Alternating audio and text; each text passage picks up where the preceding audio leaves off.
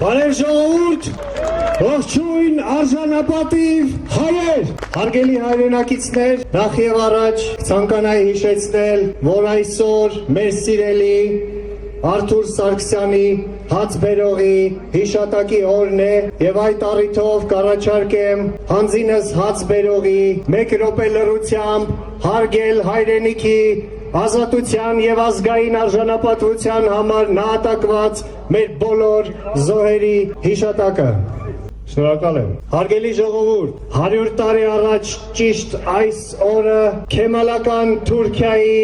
եւ բոլշևիկյան Ռուսաստանի միջև կնքվեց ապօրինի եւ ազգադավ Մոսկովյան պայմանագիրը։ Այդ պայմանագրով հիմք դրվեց ռուս-թուրքական ստատուս քվոյի մեր տարածաշրջանում, որը գործում է 100 տարի շարունակ առ այսօր։ Ըստ այդ պայմանագրի Միջազգային հադրության ազգերի լիգայի կողմից ճանաչված եւ Հայաստանի Հանրապետության անկախտելի մաս հանդիսացող Ղարսի նահանգը եւ Սուրմալուի գավառը փոխանցվեց Թուրքիային, իսկ Նախիջևանն ու Արցախը Ադրբեջանին։ Հետխորհրդային ժամանակահատվածում 33 տարի շարունակ մեր վզին փաթաթվեց կեղծ, այսպես կոչված Երրորդ հանրապետության գաղափարը եւ դրանից բխող կեղծ,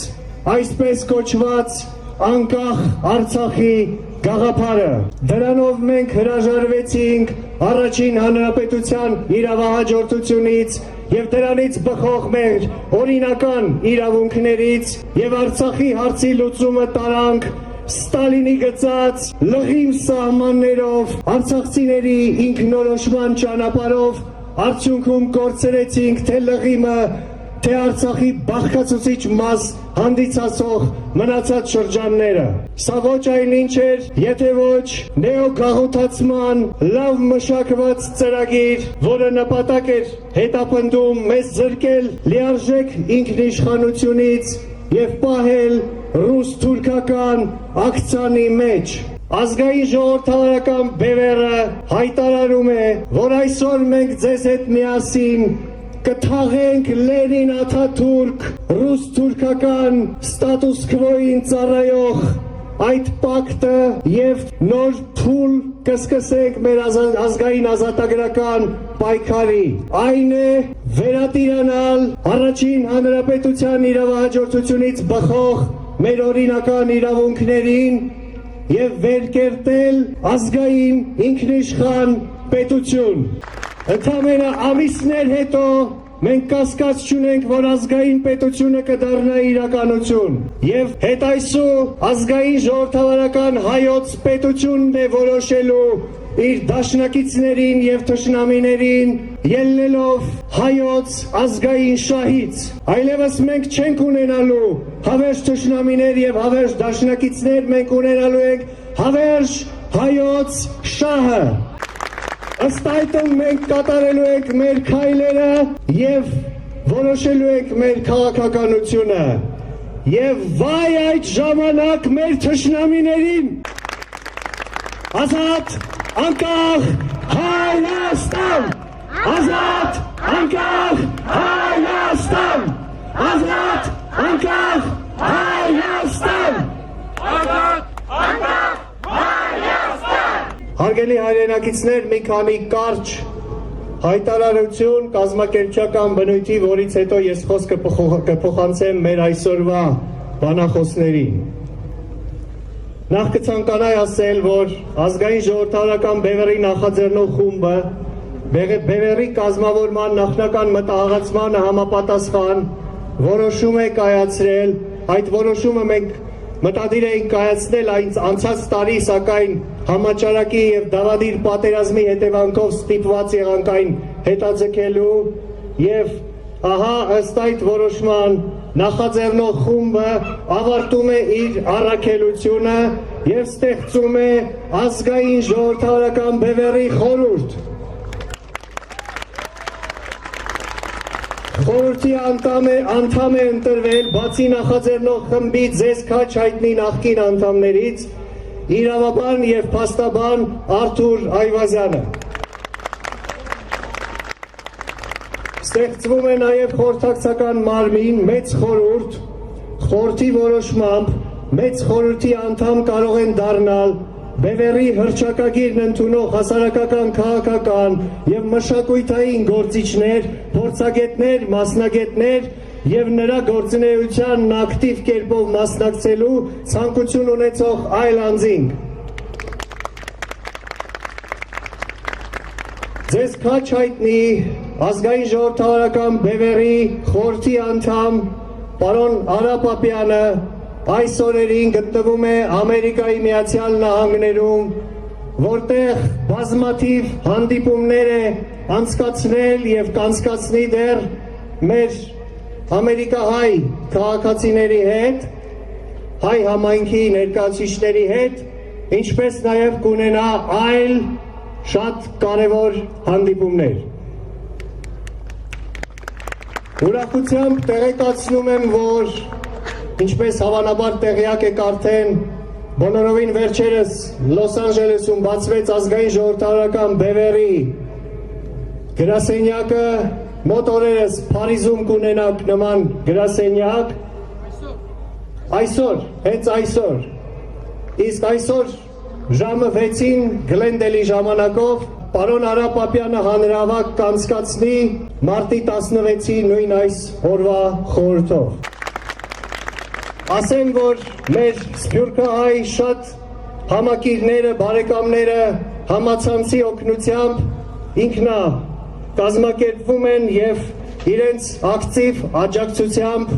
նպաստում են մեր շարժման հզորացմանը։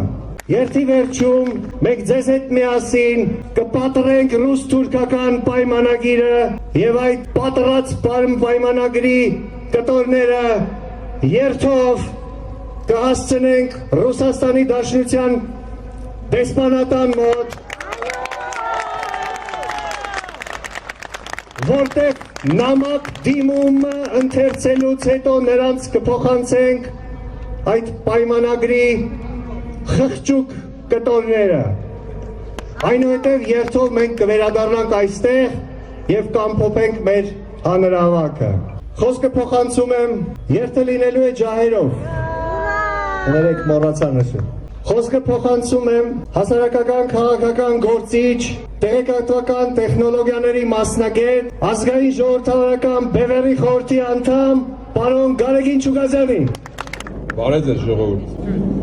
Այս օրերին լրանում է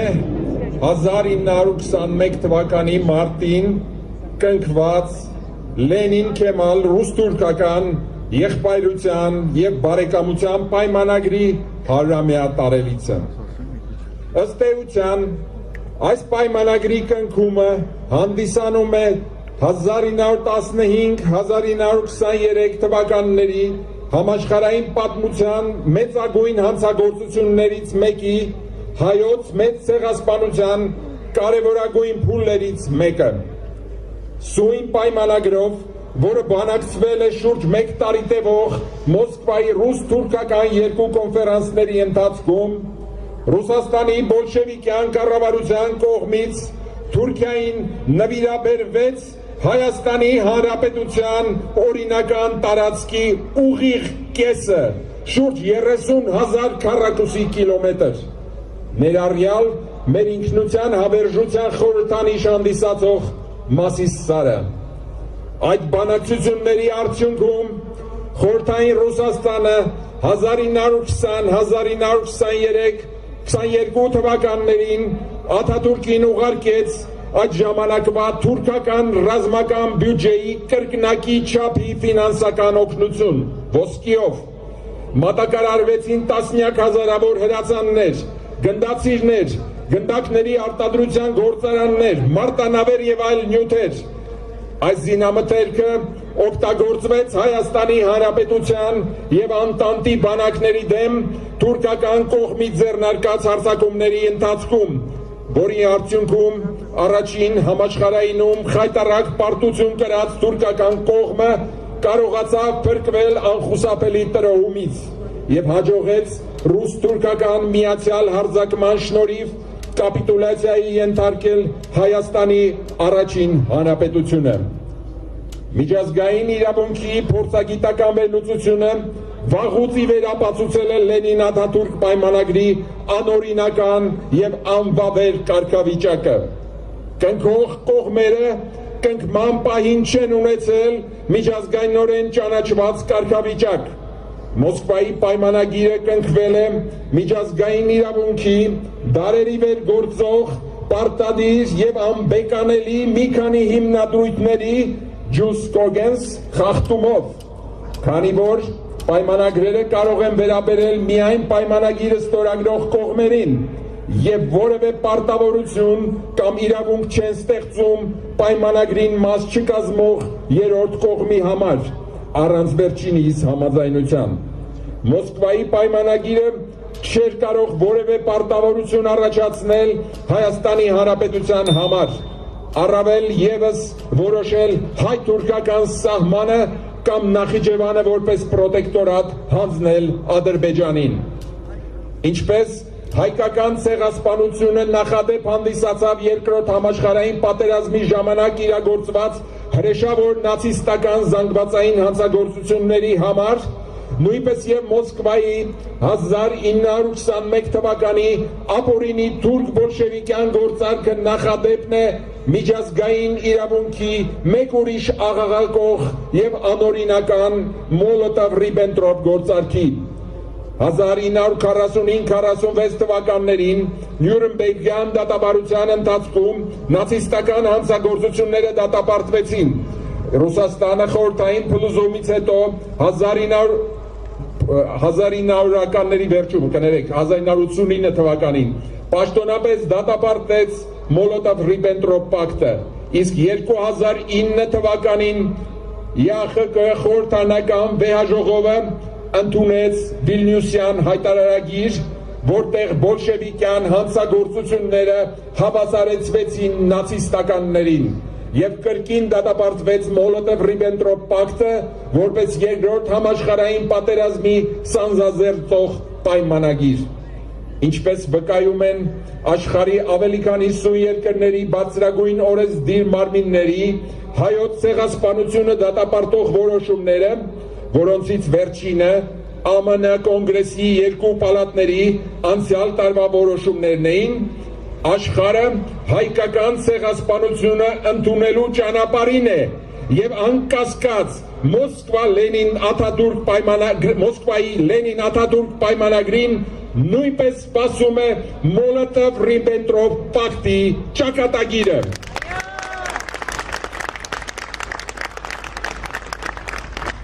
Ասվածի լույսի տակ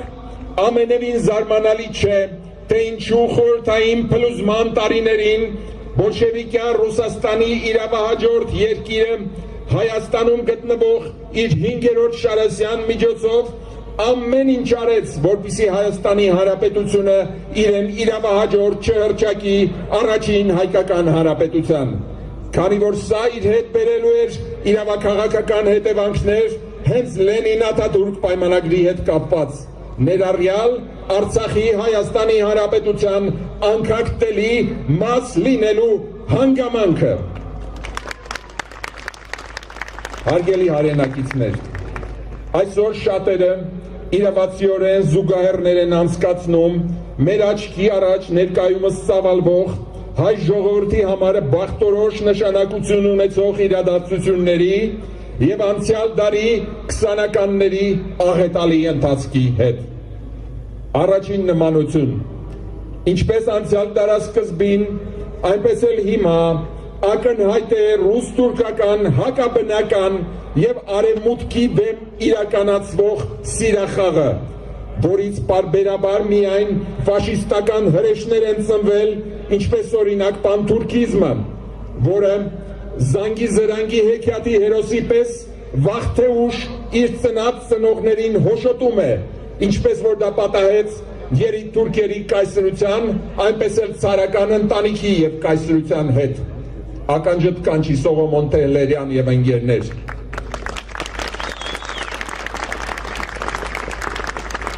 Երկրորդ նմանություն, ինչպես անցյալ դարասկզբին, այնպես էլ հիմա այս սիրախաղը խիստ անհրաժեշտ է դարձնում ռուս-թուրքական ցամաքային կապի հաստատումը եւ ահավասիկ, ինչպես 1920 թվականին Արցախ, Զանգեզուր, Նախիջևան միջանցքը, այնպես էլ այսօր Արցախ, Բեղրու միջանցքը դառնում է հայկական վերահսկողությունից հանելուն ուղղված ռուս-թուրքական միացյալ հարձակման եւ տնօրինման առարկա։ Դոնալդ Տրամփի նախագահության 4 տարիները այս իմաստով նվեր էին մեր տարածաշրջանի նորագույն բռնապետեր հանդիսացող Էրդողանին եւ Պուտինին, որոնք հնարավոր դարձրեցին նման զարգացումը եւ Արցախյան երկրորդ պատերազմը իր հակահայկական միջանկյալ արդյունքներով։ Երրորդ նմանություն, ինչպես անցյալ դարասկզբին, այնպես էլ հիմա ռուսական իշխանությունները հայկական իշխանություններից պահանջում են հրաժարվել արևմուտքի հետ ունեցած բազմավեկտոր դիվանագիտությունից, այն տարբերությամբ, որ ժամանակին Գյորգի Չիչերինն էր Լևոն Շանթի գլխավորած հայկական պատվիրակության առաջարկում հրաժարվել արտաքին քաղաքականություն վարելու ինքնիշխանությունից, հայ-թուրքական վեճի լուծումը հանձնելով Մոսկվայի իրավարարությանը, իսկ հիմա դա անում է Լավրովը։ Ակնհայտ է դառնում, որ Նիկոլ Փաշինյանի իշխանությունը եւ կրեմլահպատակ 17+ ընդդիմությունը իրենց հռչակած նոր քաղաքականություններով վաճառում են ինքնիշխանության վերջին մնացորդները, ծառայեցնելով դրանք ընդամենը ռուս-թուրքական սիրախաղի շահերին։ Մնում է միայն հայկական բանակը, որը կարող է դեմ դուրս գալ Մեղրու միջանց կոչվող ռուս-թուրքական ծրագրին։ Հենց սրա համար էլ Հայաստանում գտնվող խորքային չեկիստապետությունը փորձում է չեզոքացնել հայկական բանակի գործոնը, ինչպես դա արվում էր 1920 եւ 21 թվականներին։ Սա էլ 4-րդ նմանությունը։ Հարգելի հայրենակիցներ, հիմա գանք անցյալ դարասկզբի եւ մեր օրերի տարբերություններին։ Առաջին տարբերություն. անցյալ դարասկզբին բոլշևիկյան Ռուսաստանը հզորացման ալիքի վրա էր գտնվում, որով իր եռանդի մի մասը փոխանցեց խորտակվող Թուրքիային եւ փրկեց նրան։ Ներկա աշխարհակարգի միտումները այլ են։ 4-րդ արդյունաբերական հեղափոխության հզորացման ալիքի վրա է արևմուտքը։ Երկրորդ տարբերություն. անցյալ դարասկզբին բոլշևիկյան Ռուսաստանը ուներ նոր կայսերապետական գաղափարախոսություն իդեմս կոմունիզմի, որով կարողանում էր մոլորեցնել անգամ Չարենցի պես հանճարների սրտերը։ Ներկայումս Ռուսաստանը ներկայանում է որպես գաղափարապես սնանկ, կայսերական ֆանտոմային ցավերով ապրող, իր նախկին գաղութները վերջնականապես կորցնող ու հարավային Կովկասից հեռացող պետություն։ Երրորդ տարբերություն. անցյալ դարասկզբին աշխարհի այն ժամանակվա ամենահզոր գերտերությունը եւ այն ժամանակվա Հայաստանի դաշնակիցը Մեծ Բրիտանիան հոգնած լինելով առաջին համաշխարհային պատերազմից հեռանում էր հարավային Կովկասից։ Իսկ այսօր մեր ժամանակների հզորագույն գերտերությունը ԱՄՆ-ն, ինչպես արտահայտվեց նրան նորանշանակ նախագահ Բայդենը, վերադառնում է աշխարհ, ընդ որում վերադառնում է մեր տարածաշրջան, այդ տարածաշրջանում արկածախնդրությամբ զբաղված երկու բռնակալների Էրդողանի Թուրքիայի եւ Պուտինի Ռուսաստանին կրկնակի զսպան հստակ արտահայտված առաքելությամբ, որը առավել ակնհայտ է Վրաստանի պարագայում, կապված այդ երկրում պետական մտածողություն ունեցող ազգային վերնախավի ուժեղ դիրքերով։ Տարածաշրջանից հեռացողը ի տարբերություն նախորդ դարասկզբի փաստորեն Ռուսաստանն է, որն իր դիրքերը պատրաստ չէ հանձնելու արևմուտքին, բայց պատրաստ է հանձնելու եւ արդեն իսկ հանձնում է Թուրքիային, հրաժարվելով անգամ Լենին-Աթաթուրք պայմանագրով ամրագրված իր ազդեցության ոլորտներից։ 4-րդ. Ի տարբերություն անցյալ դարասկզբի Մեղրու կամ Սյունիքի միջանցքը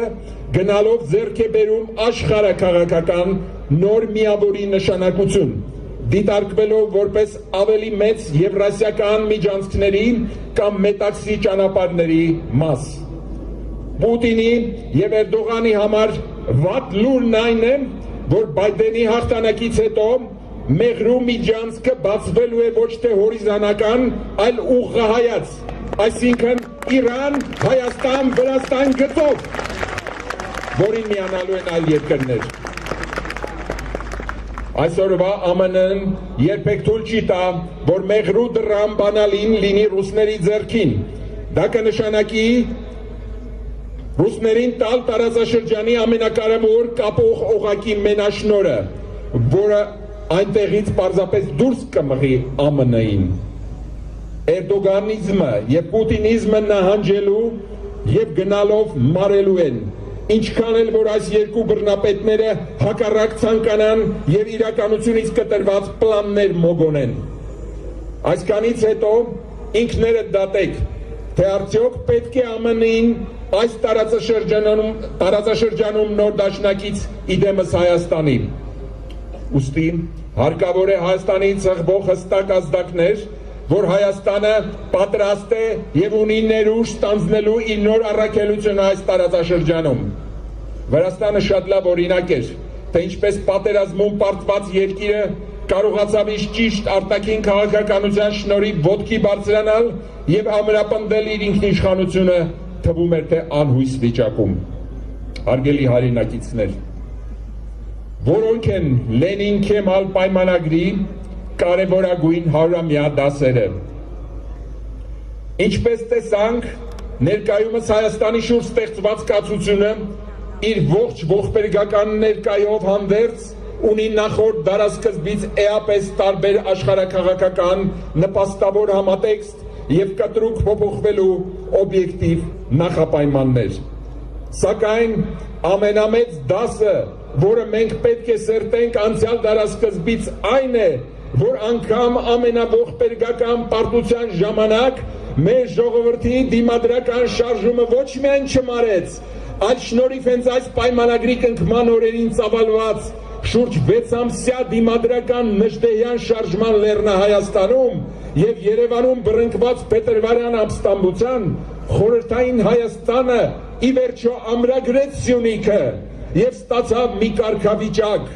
որը նրան թույլ տվեց 70 տարի տարբերվել ամեն տեսակ ինքնավար չեչնիաներից եւ առավել անցնցում ստանալ անկախություն, դառնալով կրկին միջազգային իրավունքի սուբյեկտ։ Ուստի այսօր Հայաստանի Հանրապետության վերակերտման հրամայականը ներառյալ Արցախի հիմնահարցի լուծման մոտակա խնդիրները պետք է դրվեն հայկական հարցի լուծման համատեքստում։ Ըստ այդմ նոյեմբեր 7-9-ի եռակողմ հայտարարությունը պետք է դիտարկվի ընդամենը որպես հրադադարի հաստատման եւ հումանիտար հարցերի լուծման փաստաթուղթ։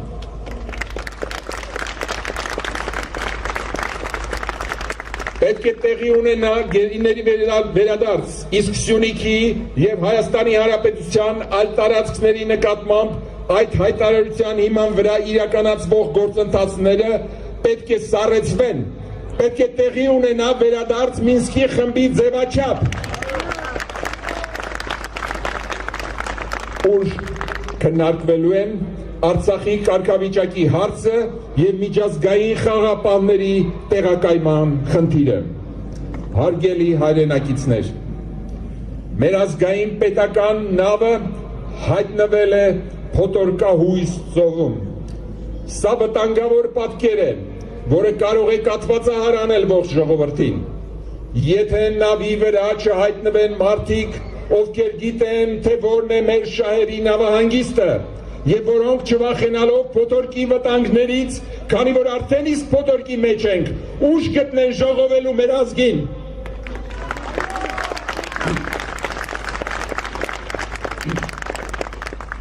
Լենին-Քեմալ պայմանագրի նկատմամբ Հայաստանի Հանրապետության պետական մարմինների եւ քաղաքական կուսակցությունների այսօրվա դիրքորոշումը այն լակմուսի թուղթն է, որով որոշվում է նրանց որպես ինքնիշխանության կրողի աստիճանը։ Կաթվածահար վիճակում Հայաստանում պետք է ինքնիշխանության ձայն, այլ ընտրանքը անապագան ներկաներն են և մերժված նախկինները։ Մենք կամ կվերածվենք նոր Թուրանի ներսում հնդկացիական ռեզերվացիայի, կամ մեր մեջ կգտնենք դիմադրելու այն ներուժը, որը կավետի Հայաստանը վերստեղծող նոր քաղաքական բևեռի ծնունդը։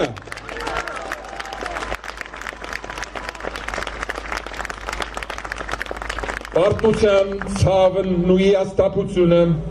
ցասման վերածելով մեր պետությունը պետք է ազատագրվի և լցվի նոր բովանդակությամբ։ Մեր պետական դրոշը պետք է վերադարձնի իր ինքնիշխան գույները։ Ինչպես կասեր Շիրազը, քեզ մասիսն եմ կտակում, որ դու պահես Հավիտյան, որպես լեզուն մեր հայոց, որպես սյունը քո հոր տան։ Խոսք ունի ազգային ժողովրդական բևեռի խորհրդի անդամ, իրավաբան, գնդապետ Վարուժան Ավետիսյանը։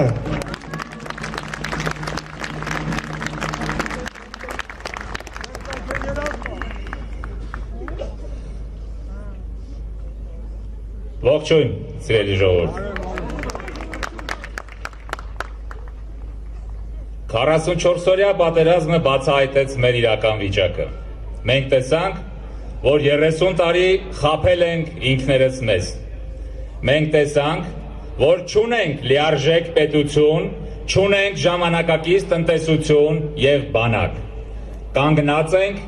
լինել չլինելու խնդրի առջև և պետք է լուծենք այդ խնդիրը։ Մենք ունենք ընդամենը երկու տարբերակ։ Առաջին, մնալ ռուս-թուրքական փակուղու մեջ,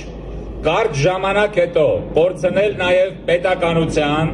տնտեսության ու բանակի մնացորդները և վերանալ։ Երկրորդ, դուրս գալ ռուս-թուրքական փակուղուց և ձեռք բերել գոյատևման ու զարգացման հնարավորություններ։ Առաջին տարբերակն ընտրություն չէ,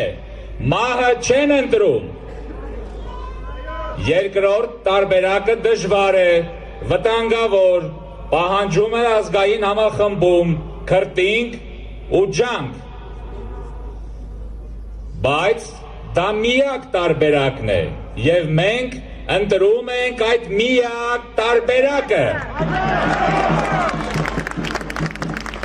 Ռուս-թուրքական փակուղուց դուրս գալու և նրանից եկող մարտահրավերները չեզոքացնելու, ինչպես նաև տնտեսական տեխնոլոգիական զարգացում ապահովելու համար անհրաժեշտ է Ռուսաստանի և Թուրքիային գերազանցող ուժ և կարողություն։ Ցավոք, ներկայումս մենք նման ուժ և կարողություն դեռևս չունենք։ Ուստի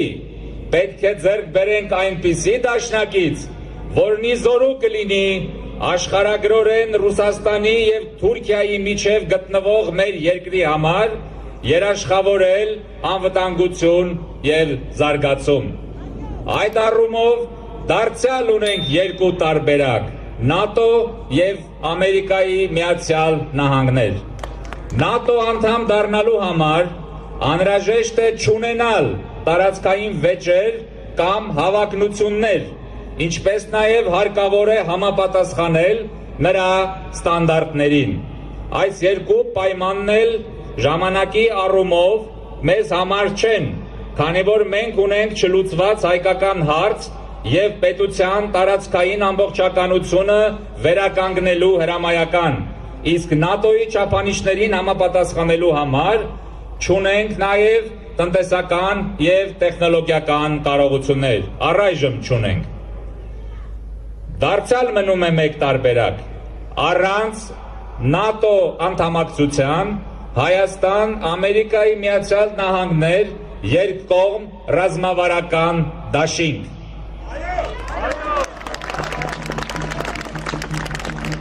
Ամերիկայի Միացյալ Նահանգների օրենսդրությամբ այդպիսի դաշինքը սահմանված է հատուկ կարգավիճակով։ Ամերիկայի Միացյալ Նահանգների ոչ ՆԱՏՕ անդամ հիմնական դաշնակից եւ չի պարունակում նման դաշնակցին ներկայացվող որևէ պահանջ։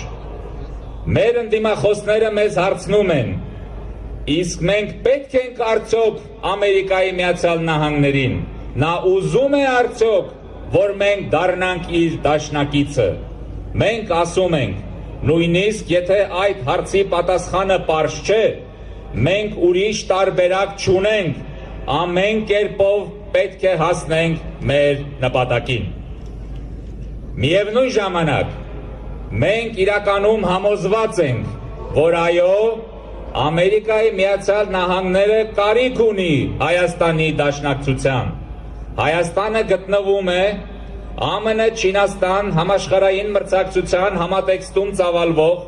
Եվրասիական հաղորդակցային ուղիների նոր եւ հսկա նախագծերի, մրցակցող նախագծերի կիզակետերից մեկում։ Հայաստանը Վրաստանի հետ միասին զբաղեցնում է այդ հաղորդակցային ուղիների մի կարևոր հանգույցն ընդգրկող տարածք։ Միևնույն ժամանակ Հայաստանը եւ Վրաստանը արևմուտքի քաղաքակրթական դարպասն են, ուստի կարող են դառնալ ոչ միայն հաղորդակցային, այլև մշակութային եւ տեխնոլոգիական կամուրջ զարգացած արևմուտքի եւ մեր հարևանների միջև։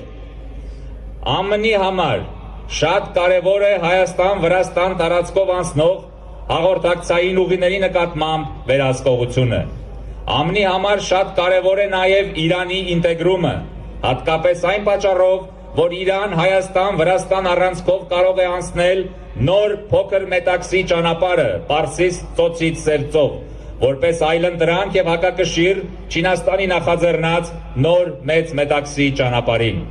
Առանց Հայաստան-Վրաստան կամրջի Իրանի ինտեգրումն էապես կդժվարանա, իսկ փոքր մետաքսի ճանապարհի նախագիծն առհասարակ կդառնա հարցական։ Հայաստան-Վրաստան հանգույցը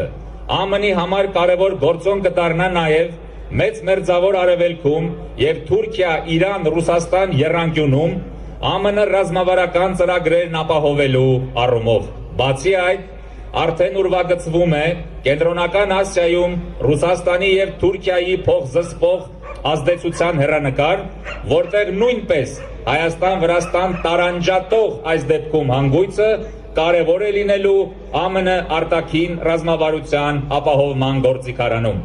ԱՄՆ դաշնակից դառնալը Հայաստանի համար բացում է թռիչքային ձևով տնտեսական եւ տեխնոլոգիական զարգացման աննախադեպ հնարավորություններ, ինչը բազմապատիկ կմեծացնի նաեւ մեր պաշտպանունակությունն ու բարեկեցությունը, կստեղծի զանգվածային հայրենադարձության հնարավորություններ, առհասարակ լինել չլինելու փակուղուց Հայաստանը դուրս բերելով դեպի ազգային վերածննդի մայրուղի։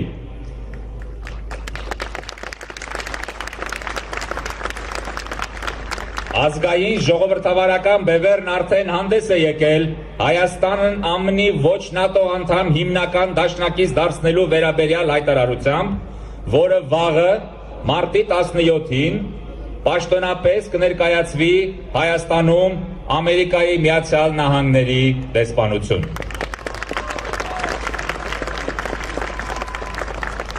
Իգործ, սիրելի հայրենակիցներ, հավերժի ճամփորդ հայ ազգը երբեք չի լքելու պատմության թատերաբեմը։ Մենք նոր ոսկե դարի ճանապարհին ենք եւ ոչինչ չի կարող խափանել մեր ընթացքը։ Իսկ այդպիսի նկրտումներ ունեցող երկու հորդաների նոր սիրախաղը վիժեցվելու է հենց իր մեկնարկման պահից։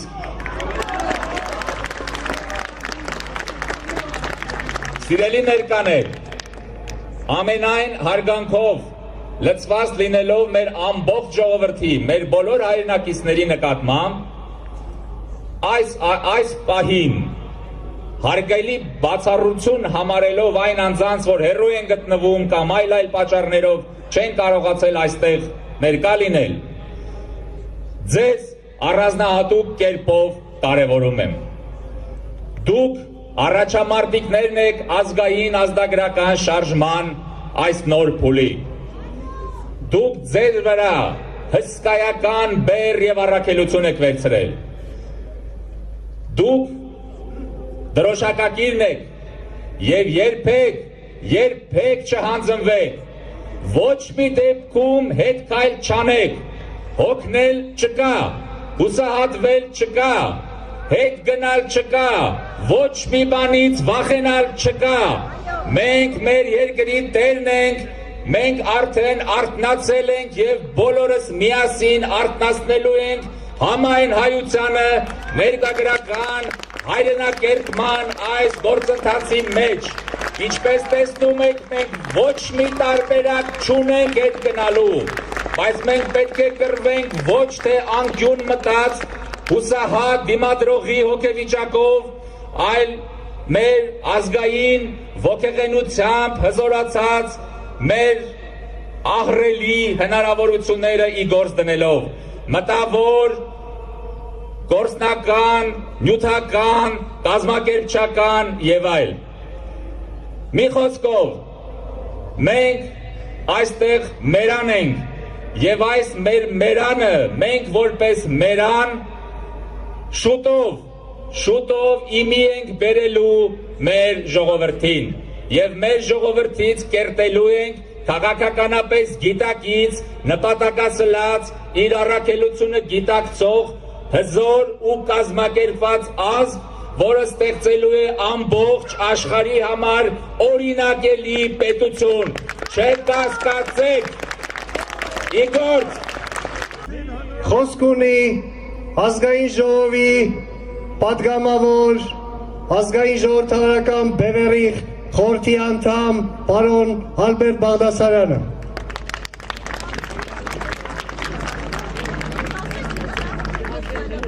Շնորհակալություն։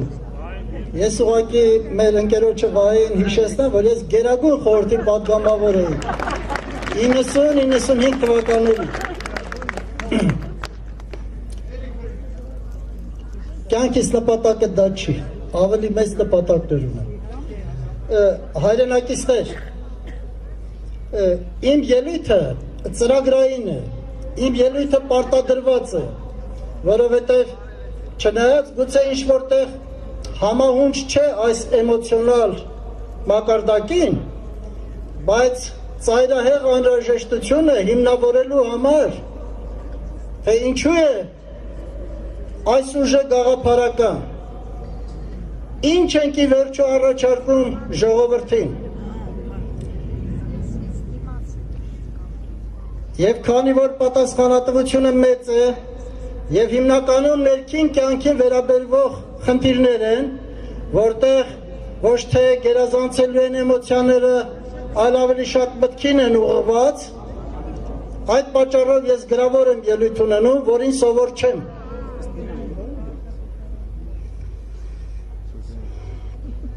Դուք արդեն լսեցիք տարբեր ելույթներ, որոնք անդրադարձան առկա իրավիճակի տարբեր կողմերին։ Մասնավորապես արտաքին քաղաքականության ու ազգային ժողովրդավարական բևեռի կողմից առաջարկվող լուծումներին վերաբերվող 21 թվականի մարտի 16-ի Լենին Աթաթուրք պայմանագրի եւ դրանից բխող հետևանքների չեզոքացմանը։ Ես կանդրադառնամ հիմնականում ներքին կյանքին վերաբերվող հիմնական հարցերին եւ ընդհանուր գծերով կներկայացնեմ մեր ազգային ժողովրդավարական բևեռի կողմից առաջարկվող լուծումները։ Այդ լուծումները նոր չեն, դրանք առաջարկվել են վաղուց, որովհետև մեր խնդիրների հիմքը դրվել է դեռևս 30 տարի առաջ, տարին տարվա վրա իշխանության վրա խորացրել են մեր պրոբլեմները եւ հետևանքները եղել են կործանարար եւ այդ լուծումները, որոնք նախկինում ընկալելի չէին շատերի կողմից, այս կործանարար հետևանքների վրա հաստատապես ավելի ընկալելի եւ ըմբռնելի կլինեն։ Ցանկացած լուծում, այդ թվում նաեւ մեր առաջարկած լուծումները իրագործելի են միայն մեկ դեպքում։ Եթե մենք միասնական ընդունենք այդ լուծումները, հասկանանք, որ դա իսկապես այս վիճակից իրական ելք է առաջարկվում եւ համախմբված միասին փորձենք գնալ դեպի այդ լուծումները։ 2018 թվականին ողջ հայությամբ ոտքի կանգնեցինք եւ մերժեցինք Սերժ Սարգսյանին։ Մերժելով Սերժին, հայերս Հայաստանում ու Սփյուռքում մերժում էինք այն համակարգը, որտեղ թագավորում էր կեղծիքն ու սուտը, կոռուպցիան ու գանձագողությունը, որտեղ իշխանավորներն անպատիժ էին ու հսկելով Հայաստանի ողջ տնտեսությունը, թալանում էին ժողովրդին, շատերին դատապարտելով օրահացով ապրող իրավազուրկ բազմության, Հայաստանն էլ դատարկում էին ու թուլացնում, միջազգային ասպարեզում վերածելով Կրեմլի կցորդ իզգոյ երկրի։ Դրանց 30-ամյա գործունեության ուղիղ հետևանք է մեր բանակի այսօրվա վիճակն ու մեր կրած պարտությունը։ Դրանք դավադիր իշխանավորներ են եւ դրանց գործունեությունը պետք է լուրջ հետաքննվի։ Բոլորի գործունեությունը, հատկապես պարտության բութ, խորամանկ գործիք, գերագույն դավադիրի իր էրատոյի հետ միասին։ Հայաստանը դարձրել են աշխարհում հայության համար բնակվելու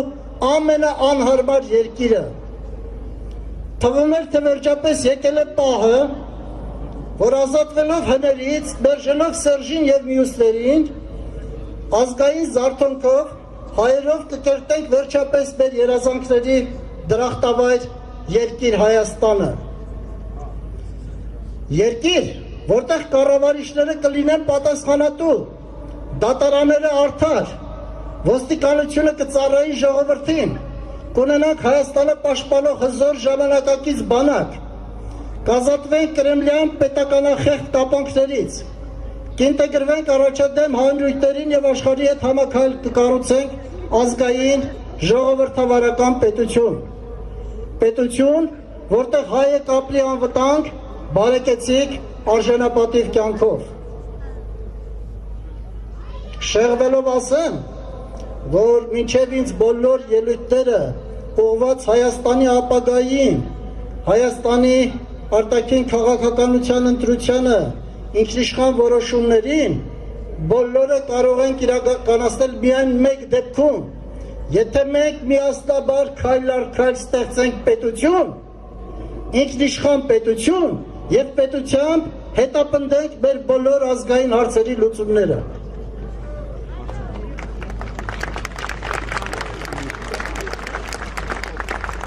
Այսօր տեսնում ենք, որ այդ սպասումներից ոչ մեկը ոչ միայն չարդարացավ, նկատի ունեմ ընդամենը 2.5-3 տարի առաջվա բյուր հավաքված հայ բնակչության սպասումներից։ Այլ ընդհակառակը, վարչապետ կոչված իր կլոնավորված ուսապարկերով անսասան պահելով նախկին կառավարման համակարգ ու շարունակելով իր նախորդների վարած քաղաքականությունը, ինքն էլ դարձավ դրանցից մեկը, չորրորդը, Հայաստանին պատճառելով անդառնալի կորուստներ։ Սրանց գործունեության հետևանքով պոկեցին Արցախը Հայաստանից, ի վերջո Հայաստանը դարձին թույլ ու անպաշտպան մի տարածք, այն հանձնելով Պուտինի, Էրդողանի եւ նույնիսկ Ալիևի ողորմածությանը։ Այսօրվա Հայաստանի վիճակը կանխատեսելով էր, որ ժամանակին առաջարկում էինք լուծումներ, որը սրով էր ընդունվում ու մերժվում ինչպես նախկինների, այնպես էլ ներկա վարչապետ կոչվածի եւ օտարահպատակ իրենց կողմնակիցների կողմից։ Դեռևս 2018 թվականից պնդում էինք ու առաջարկում որպես ծրագիր, որ ազգային ժողովը, հետևաբար նաեւ կառավարությունը պետք է ընտրել ժամանակավոր, մեկից ամենաշատը 1.5 տարով, որպեսզի ազգային էйֆորիան հանդարտվելուց հետո պարզ դառնար ով է եւ հանգիստ վիճակում կատարելով մի քանի այդ տարի-տարիքեսում պետականակերտ մի քանի անհրաժեշտ քայլեր, նոր ընտրություններով արդեն հարթ պետականաստեղծ ճանապարհ գնայինք։ Նոր սահմանադրություն, նոր ընտրական օրենսգիրք, կուսակցությունների մասին նոր օրենք ու նոր դատարանակազմությամբ ու լուստրացիայով, նախորդ ողջ շրջանում գործող համակարգին ու իշխանություններին տված քաղաքական գնահատականով է միայն հնարավոր գնալ արդեն կայուն կառավարման համակարգով սահմանադրական պետականաշինության։ Մեր առաջարկները 3 տարի առաջ համաժողովրդական էյֆորիայի պատճառով նաև չլսվեց, իսկ վարչապետ կոչվածն ու հները կատաղի հարձակումներ գործեցին ժամանակավոր կառավարման գաղափարի վրա։ Իսկ կյանքը ցույց տվեց, որ ճիշտը մենք էինք, որ սխալ էր ոչ միայն Սերժիկը, այլ նաև նախորդներն ու հատկապես գառան դիմակ հագած անմեղ սունակ բախտախնդիր Նիկոլ Փաշինյանը։ Սրանց կառավարման 2.5 տարիները բերեցին այնպիսի կորուստների ու ստեղծեցին այնպիսի անկայուն վիճակ, որ այսօր արդեն բոլորն են խոսում ազգային ժողովի իրավասությունները ժամկետից շուտ դադարեցնելու, նոր արտահերթ ընտրություններ նշանակելու մասին։ Այն ինչի համար այդ նույն Բաղրամյանում հավաքվածները այդ պատնեշից այս կողմ այն կողմ հավաքվածները ընդամենը 2 տարի առաջ մեզ նույնիսկ հեռուստատեսությամբ ուղիղ բանավեճի ժամանակ հակապետական էին բնութագրում։ Մենք դեմ ենք այս ստախոս, խաբեբա եւ անհայրենիք վարչապետի մեն իշխանությամբ որևէ ընտրություն անցկացնելու։ Բայց եթե ու որոշեն անցկացնել ընտրություններ, ապա պետք է ընտրվի միայն ժամանակավոր ազգային ժողով, առավելագույնը 1 տարով, անցումային շրջանի ժամանակավոր կառավարում իրականացնելու համար։ Դրա համար պետք է ժողովուրդ համախմբվի ազգային ժողովրդավարական բևեռի շուրջ ու միասին հաստատենք, պարտադրենք անցումային շրջանի ժամանակավոր կառավարում, որ նորից այս փուլը նորից չկրկնենք։ Կրկնում եմ, միմիջիայլ անցումային շրջանի ժամանակավոր կառավարմամբ կարող ենք Հայաստանը կայունացնել, հանել պետական կառավարման այս խորը ճգնաժամից, հիմք դնելով կայուն զարգացման։ Վերը թվարկեցի արդեն, թե ինչ է պետք անել ինչ պետք է անի ժամանակավոր կառավարությունը։ Այստեղ այս պահին կանգ առնեմ միայն նոր սահմանադրության ընդունման անհրաժեշտության վրա։ Ոչ մեկի համար գաղտնիք չէ, որ առաջի սահմանադրությունից սկսած 95 թվականի հուլիսի 5-ից սկսած 3 հանրաքվեներն էլ կեղծել են բացարձակապես։ Պետության ու ժողովրդի վզին փաթաթել են ժողովրդի կամքին հակառակ սահմանադրություն, որը ոչ միայն ժողովրդի վզին փաթաթվել է որպես օտարաստեղծ մի մարմին, այլ նաև հենց իր բուն բովանդակությամբ, հատկապես այս վերջի սահմանադրությունը ստեղծել է այնպիսի խութեր ու պատնեշներ մեր պետության համար, որի արդյունքները քաղում ենք այսօր բոլորս։ Այդ սահմանադրություն գովերքող առաջ մղողները Բաղրամյան փողոցի վրա եւ այդ սահմանադրությունը կեղծ օրակարգ համարող Նիկոլ Փաշինյանը այդ իր վախեցած օր-օրի ապրելու ամեն վարքյանով։ Մենակ են որ այս սահմանադրությամբ անսահման իշխանություն էր տրվում գենսեկին, ես այդպես եմ կոչում այս սահմանադրությունը։ Այս սահմանադրությունը մեկ հոգու խանական համակարգ ամրապնդող սահմանադրություն է։ Այդ խանական իշխանությունը քաղցր էր թվում Նիկոլ Փաշինյանին։ Իրեն թվում էր, թե ինքը կկարողանա անվերջ այդ խանական սահմանադրությամբ ապրել հաճույքով եւ չէր պատկերացնում, որ այդ նույն սահմանադրությամբ այսօր արդեն տնից ազատ դուրս գալը իր եւ իր ընտանիքի համար կդառնա երազանք։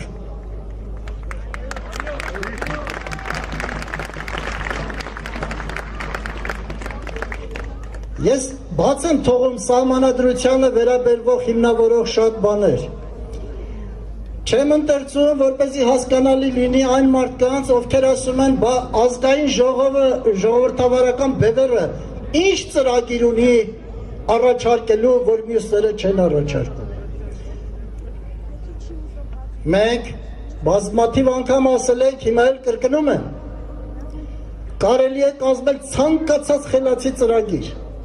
գյուղատնտեսության, արդյունաբերության, գիտության, կրթության, ռազմարտունաբերության, կյանքի բոլոր բնակավարների համար կարող են լինել լիքը գեղեցիկ զարգացման ծրագրեր, բայց կառավարման այս համակարգը թույլ չի տվել եւ թույլ չի տա որևէ ծրագրի իրականացում, որովհետեւ այս կառավարման համակարգը ստեղծել է մի հատ ձրիակեր իշխանություն, որը ունի անվերջ լիազորություններ սահմանափակելու համար քաղաքացու ազատությունը, իշխանություն,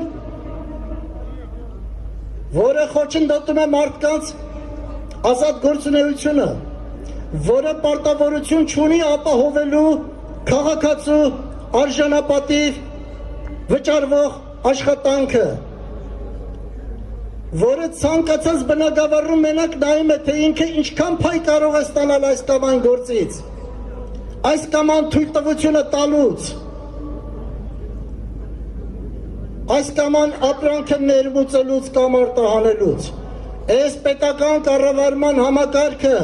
որը նախկինում ենթարկվում էր Լևոն Տեր-Պետրոսյանին,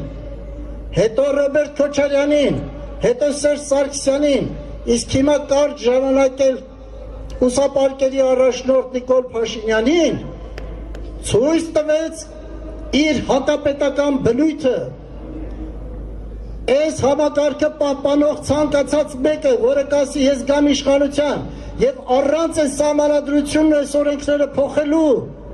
կկառավարեմ ազնիվ նա կստի, ինչպես ստել են նախորդները, ինչպես 2 տարի առաջ ստեց ազնվագույն այս վարչապետը։ Ուրեմն այսպես 1.5 մեկից մենք հիմա կտրուկ իջեցրել ենք ժամկետը 1 տարի ժամանակավոր կառավարություն, որը իրականացնում է հրատապ մի քանի քայլեր, որոնք ասել ենք բազմիցս, կստեղծի համապատասխան միջավայր եւ դրանից հետո արվող ընտրություններով ժողովուրդը, որը սահմանադրությունը կլինի իրենը, որ իր ընտրած իշխանությունը կլինի իր առջև պատասխանատու, այդ կերպ ստեղծված պետությունը, այդ պետությամբ մենք կարող ենք իրականացնել բոլոր այն քայլերը, որոնք սրանք դարձրել են անհնար, որոնք հանել են մեր ուղեղից, թե մենք թույլ ազգ ենք, որ մենք դարձել ենք թողմախցի, որ պետք է ուրիշ ինչ-որ մեկը լինի, որի տակ պարկած մենք գոյատևենք։ Հայ ազգը այդպեսին չի եղել երբեք։ Հայ ազգը ունի պայծառ ապագա եւ անպայման մենք կհասնենք դրան։ Մենք ոչ ենք ասում նախկիններին, մենք ոչ ենք ասում ներկաներին, մենք ժողովրդի հետ ու ժողովրդի վստահությամբ միասին կկերտենք արժանապատիվ, ազգային պետություն եւ կունենք հաղթական ապագա, ոչ նախկին, ոչ ներկա, ազգային ապագա, ոչ նախկին, ոչ ներկա, ազգային ապագա, ոչ նախկին, ոչ ներկա, ազգային ապագա եւ ամենակարևորը ինքնիշխան Հայաստան հաղթական ապագա, ինքնիշխան Հայաստան հաղթական ապագա, ինքնիշխան Հայաստան հաղթական ապագա։ Մեզ այսօր բանաստեղծություն կկարդա դերասանուհի Կարինե Ջանջողազյանը։ Ողջույն իմ թանկագին հայեր, շատ սիրելի մարդիկ, այստեղ այնքան ոգեղենություն կա, որ չկարողացա անտարբեր մնամ։ Ես այստեղ եմ եւ զգում եմ Շիրազյան մի այնպիսի ներկայություն, մի այնպիսի ոգեղենության ներկայություն, որ ակամայից ցանկություն ունեցա Շիրազից մի քանի տող արտասանեմ ձեր համար։ Սիրելիներս, միևնույն ժամանակ ուզում եմ շնորհակալություն եւ երախտագիտությունս հայտնել այս մտավորական մարդկանց, իրապես մտավորական, խնդրում եմ իշեք,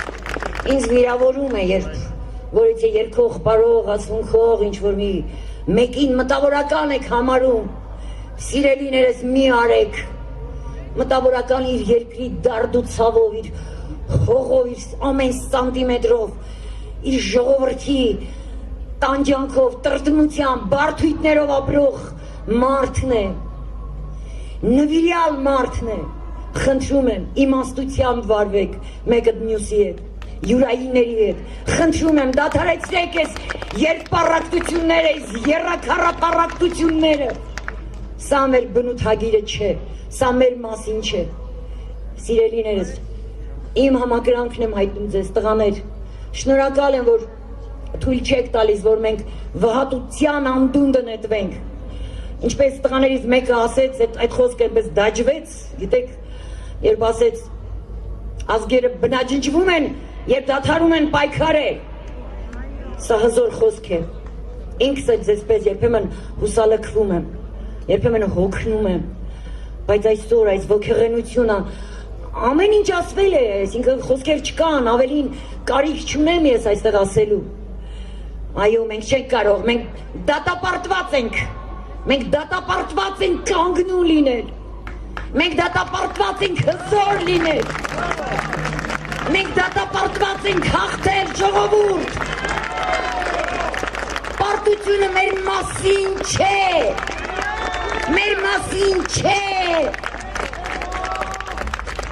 տրտմությունը, հուսալքությունը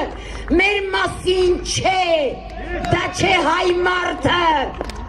այն ինչ որ կատարվեց մեր հետ մեր մասին չէր, հոգիս լի է, սիրտս լի է, ես սրտի մարդ եմ, ես երբեք այսպես ելույթ չեմ ունեցել, նայում եմ ձեզ ու սիրտս ուրչում է, իմ սիրելի ժողովուրդ, ես մի ամբողջ կյանք աշխատել եմ ձեզ հետ, ձեր ներքին սենյակներում խոսել եմ ձեզ հետ, ապաշխարություն եմ քարոզել, տարբեր բեմերից, տարբեր անկյուններից, ձեր հարցերի պատասխաններ եմ փնտրել իմ սենյակներում, իմ գիշերների մեջ, սիրում եմ ձեզ, խնդրում եմ ձեզ, մի կորցրեք սերը մեկըդ մյուսի հանդեպ, մենք իրավունք չունենք ատելու միմյանց, մենք այնքան քիչ ենք,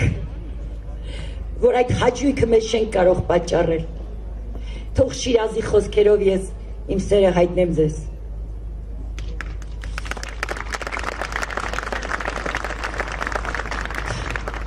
իմ սուրբ հայրենիք, վստահ եմ բոլորը գիտեք, իմ սուրբ հայրենիք, դու սրտիս մեջ ես, ոչ լեզվիս վրա,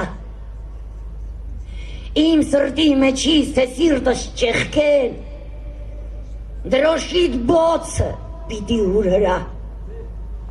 չեմ ուզում գոռալ իմ սիրո մասին, սակայն իմացիր, հայրենիքի մեծ, քեզ 100 տեղով խոցեց թշնամի, բայց 1000 տեղով իմ սիրտը խոցեց,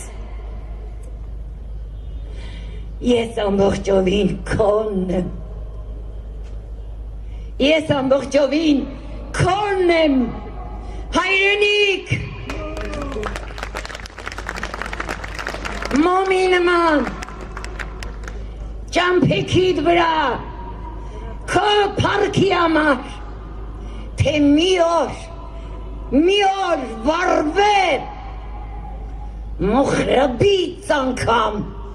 ինձնից չի մնա։ Աստված զորացնի հայոց աշխարհը, շնորհակալ եմ։ Շուշիի առանձնակի գումարտակի հրամանատար Ժիրայր Սևիլյանը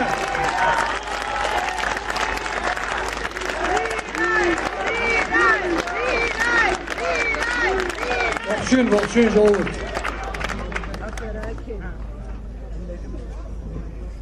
Վանոդյան ասեց ամեն ինչ ասված է, բայց եւ այնպես փորձենք շարունակել իրար հասկանալ, որ հնարավորինս շուտ շատանանք։ Իրավիճակը, ստեղծված իրավիճակը ստիպում է մեզ, որ մեր պայքարի ընթացքը հնարավորինս արագացնենք։ Ուրեմն փետրվար 26-ից բոլորս հիշում ենք բանակի ղեկավարության հատուկ հայտարարությունը, որի շնորհիվ այսօր մեր ժողովուրդը, մենք, մեր նման ազգային շրջանակները հնարավորություն են ստացել գործելու, համախմբվելու եւ գտնելու լուծումը առանց ցնցումի։ Այս հնարավորությունը բանակի ստեղծած, մենք պետք չէ բաց թողենք։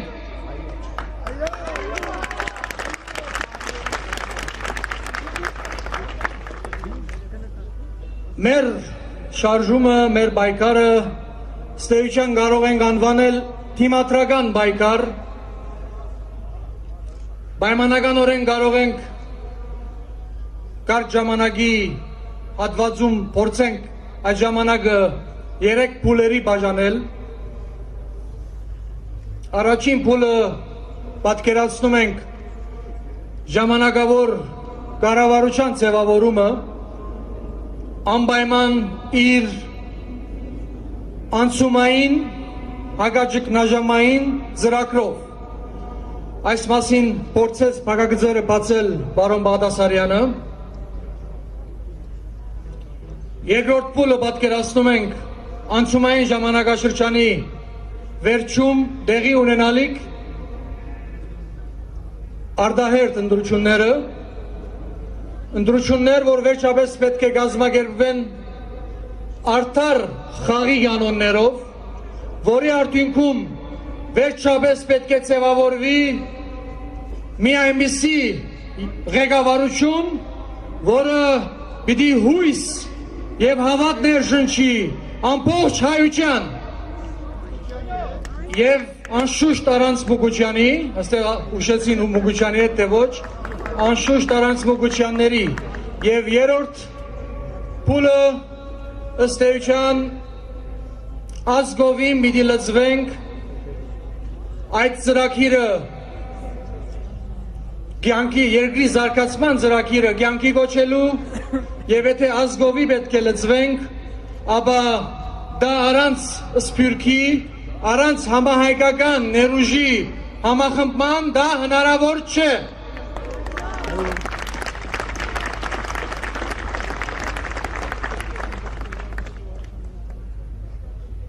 Սփյուռքից խոսելով բոլորի մեր աչքի առաջ է այս 30 տարիների ընթացքում ինչպիսի փորձեր են եղել ներդրումների, օգնության, օժանդակության, սակայն եկել է պահը ասելու Սփյուռքում գտնվող մեր հայրենակիցներին, որ սիրելիներ, պահը եկել է գիտակցելու, բոլորս պիտի գիտակցենք, հայրենաբնակ լինենք թե արտերկրում բնակվող, որ այս 30 տարիների ընթացքում մեզ չի հաջողվել պետությունը ստեղծել, այնինչ կասաբետություն չէ, ուստի այսուհետ Սփյուռքում գլխավոր օրակարգը մեկը պիտի լինի, հայրենիքում ապահովել քաղաքական ներդրումներ, միայն ու միայն քաղաքական ներդրումներ, որոնց շնորհիվ հայրենիքում ազգային ուժերը պիտի կարողանան գործել եւ ստեղծել հիմքերը տնել մեր երազած ազգային պետությանը։ Առաջիկա տասնամյակներում Սփյուռքի ներգրավումը մեր համար ռազմավարական նշանակություն է ունենալու։ Ներգրավում ասելով հասկանում ենք ամբողջությամբ ներգրավման մասին է խոսքը եւ դարիներ շարունակ այն վիը, որ փորձել են ստեղծել Սփյուռք Հայաստան, Սփյուռք հայրենիք, մենք դա պետք է հնարավորինս կարճ ժամկետում վերացնենք, ներգրավում ասելով հասկանում ենք անշուշտ պետության կառավարման փորձենք թվարկել արտաքին անվտանգային պաշտպանության, սոցիալ-տնտեսական, եւ այլ կարևորագույն ոլորտներում։ Այս 30 տարիների ընթացքում իշխանություն առ իշխանություն իրար փոխանցելով ընդունել են հատուկ օրենքներ Սփյուռքը Հայաստանից հեռացնելու, Սփյուռքում գտնվող հայ մարդկանց, Հայաստանի քաղաքացիներին հայրենիքում իրավունքը զրկելով։ Այժմ եկել է պահը այդ ամենը վերացնելու եւ մեր պատկերացմամբ ժամանակավոր կառավարության առաջնահերթ անելիքներից մեկը պիտի լինի այդ խոչընդոտների վերացումը եւ այստեղ դեղին է նորից միասին բացականչենք բոլորիս կողմից հարազատ հայտնի վանգարկումը այժմ փորձենք միասին վանգարկել միացում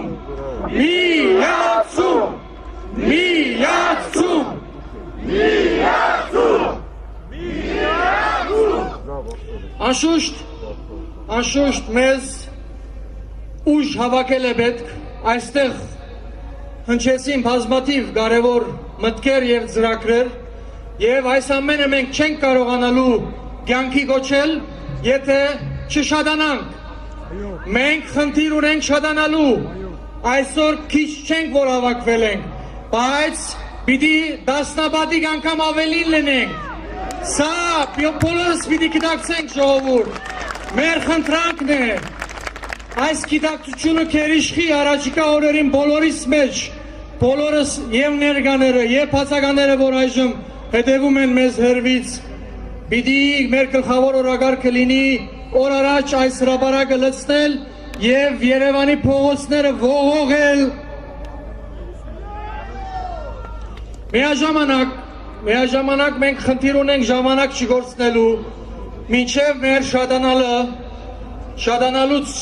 անշուշտ մեր արդեն ծրագրի բարդատրմանը ժամանակ չգործնելու համար մենք պետք է ինքնագազմագերբվենք, մենք պետք է գազմագերբվենք այսօրվանից այլընտրանքային իշխանություն դառնալու, այսօրվանից պետք է համախմբվենք մասնակետներով եւ առաջիկա օրերին ազգային ժողովրդավարական բևերը սոցիալական ցանցերի հնարավորությունը օգտագործելով կդնենք շրջանառության մեջ մի ցուցակագրում, որտեղ դիմելու ենք մասնակետներին, դրանք լինեն հայրենիքում բնակվող, արտերկրում բնակվող մարդիկ, որոնք մասնակետներ, որոնք ունեն անելիք ապակա պետական շինարարությանը, լինի դա օրենսդիր գործունեության, թե գործադիր հիմիկվանից սկսենք մեր կադրային բանկի ձևավորումը։ Խնդրում եմ հիմիկվանից պատրաստվեք ցուցակագրվելու որպես շարունակություն ինքնագազմագերբման մենք ինչպես ասեցինք շատանալու հետ կապված մենք պետք է միջոցներ ձեռնարկենք անշուշտ դուք ևս ընթացքում մեզ հուշելու եք հնարքներ որ շուտ շատանանք ինչպես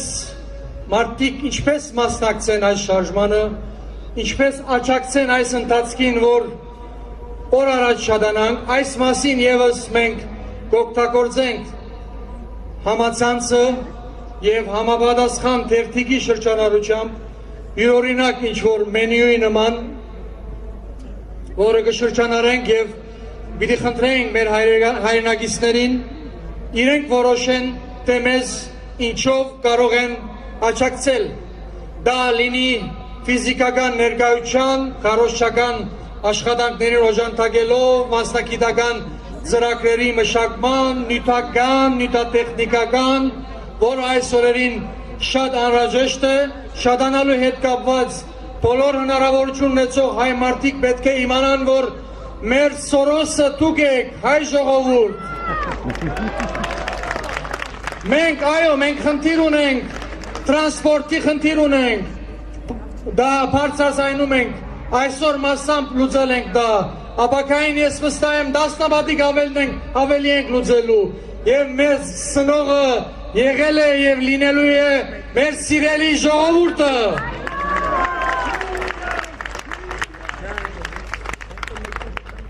Այստեղ խոսվեց չարաբաստիկ թուղթի մասին, վերադառնանք մեր օրերը, վերադառնանք հետ պատերազմյան այս ծանր հոգեվիճակի ժամանակներ, այստեղ ասվեց, որ այո, այդ թուղթը մեր համար, մեր քաղաքական ուժի համար, որը ես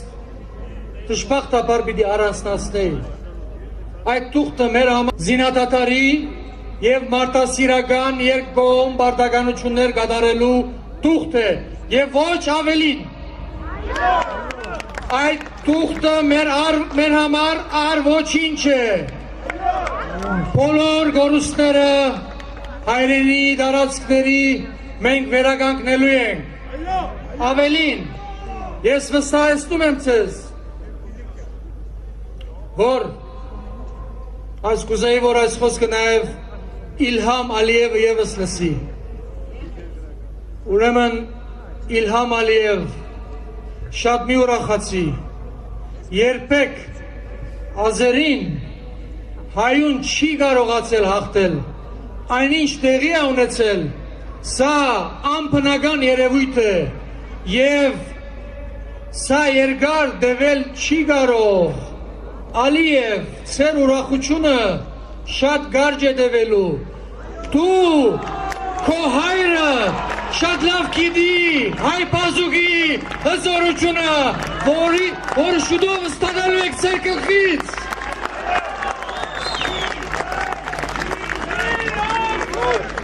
Ուրեմն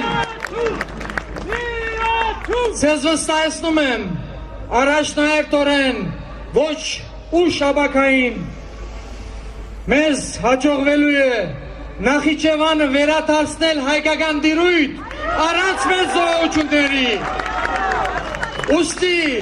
դրանից հետո ոչ միայն ազատագրված տարածքները գորուսյալ, այլ ամբողջ Արցախը ժողովուրդ մեզ հաջողվելու է վերադարձնել հայկական տիրույթ։ Այդ արհեստական Ադրբեջան կոչեցյալ պետությունը պիտի վերանա քարտեզի վրայից։ Ադրբեջանում իրավազրկված ժողովուրդները սպասում են մեզ, մեր թալիշ եղբայրները սպասում են մեզ, մեր լեզգի եղբայրները սպասում են մեզ, քիչ մնաց, համբերեք։ Եվ ավելացնելով այս ամենին, մի համոզում եւս ուզում եմ հայտնեմ, մեր սերունդին եւս ոչ միայն նոր սերունդին։ Քիչ առաջ ես խոսեցի առաջիկա ժամանակներում մեր հայրենի արևելյան հատվածի հաջողություններից։ Ես վստահ եմ, որ մենք բոլորս այստեղ ներկաները ոչ ու շաբակային նույնպես տեսնելու են Իգդիրի ազատագրումը, Գարսի ազատագրումը,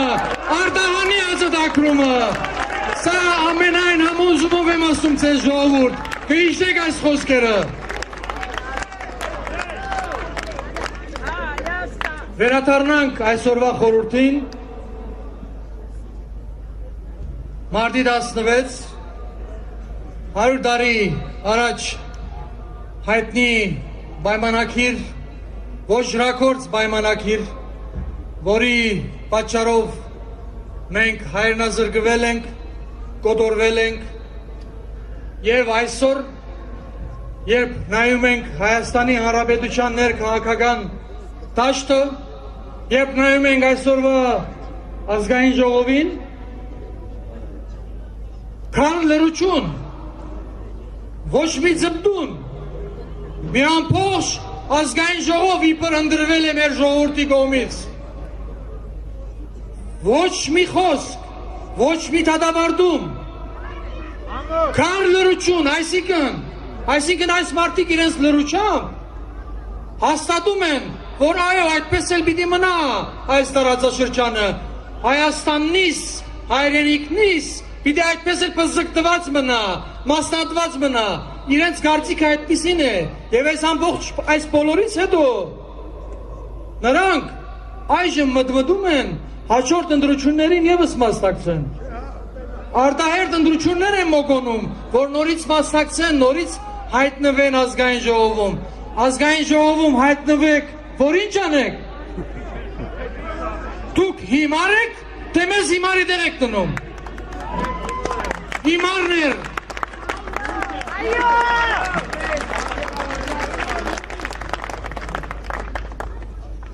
Ուրեմն, ինչպես ասեցինք, մենք մեր քայլերը արագացնելու ենք, մենք իրավունք չունենք այս տեմպը թուլացնելու, մեր հաջորդ հավաքը մի քանի օրից լինելու է այստեղ, որի համար պիտի պատրաստվենք բոլորս, ոչ միայն այստեղ ներկաները, ովքեր այսօր հետևում են մեզ ուղիղ եթերով, տասնյակ հազար հայ մարդիկ եւ Հայաստանում, եւ Սփյուռքում մեր համախոհներն են, այս տանում չեմ կասկածում։ Սփյուռքահայ սիրելի հայրենակիցներ, դուք եւս առաջիկա օրերի մեր հավաքի համար հերվից աշխատելու եք։ Ամսի 20-ին, շաբաթ օրը, ժամը 3-ին, այստեղ մենք մի քանի անգամ մեծ քանակով ենք հավաքվելու։ Սփյուռքից զանգեք ձեր հարազատներին, հարևաններին, բարեկամներին, ընկերներին, հորդորեք ներկա գտնվել այստեղ, ուրիշ ճար չկա, այս է ուղին, գործարեք սիրելի հայրենակիցներ։ Նույնը Երևանին է վերաբերում, հերվից հետևողներին, նույնը Հայաստանի Հանրապետության մարզերին, հերվից հետևողներին, այո, մի քանի օրը մեկ, շաբաթը մեկ, ամենահեռու վայրից եւս գալու ենք այստեղ, ինչպես այսօր ներկա են այստեղ, Վարդենիսից, Ախուրյանից, Մեղրիից, ամեն տեղից էլ այսօր մարդ է ներկա, բոլորը այսօր վերադառնալու են, մի քանի օրը նորից հավաքվելու, անպայման մի քանի անգամ ավելի շատ։ Սա մեր խնդրանքն է ժողովուրդ, մենք պայքարի մեջ մտել ենք, գլխավոր մեր զենքը, մեր սերն է, ձեզ եւ մեր հայրենիքին, հարգեք մեր սերը։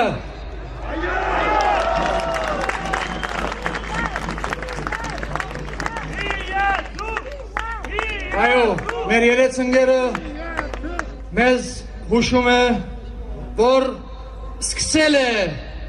հայ ժողովրդի քաղաքական սարդարավադը սկսել է։ Գեցե